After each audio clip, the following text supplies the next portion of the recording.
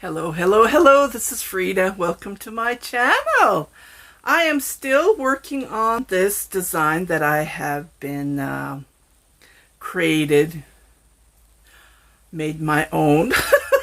I don't have a written pattern, so here it is. It's going to be a cardigan, top down, and I did do a tutorial on how to crochet this stitch.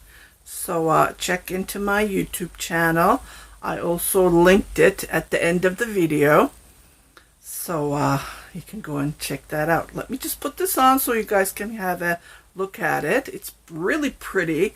I really love how it's turning out, and I'm going to divide the body parts pretty soon, but I still have to crochet, and I'm gonna put buttons here just to show you. It looks pretty good on black. Actually, it looks on every color I tried, and yeah.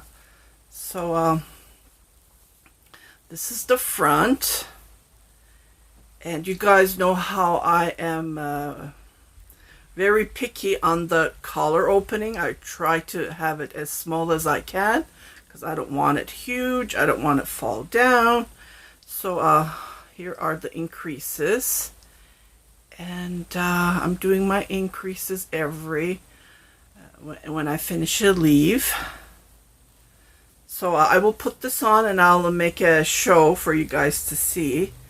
And it's turning pretty good, and sometimes it's really hard to crochet with 2 strands of yarn. It's not easy, just want to point that out. And thank you for following me. So here it is. And like I said, I bought 2 cones of 1 kilogram each. So that helps a bit. So I want it pretty long, and I want to do increases on the boosts, on the waist area. Being a plus size, you need to make that extra fabric on the cardigan. As last year I did a couple of tutorials, and I worked on a couple of cardigans which were not, they were just going straight down. So for a regular size they're okay, but when it comes to plus size, you need to do some increases.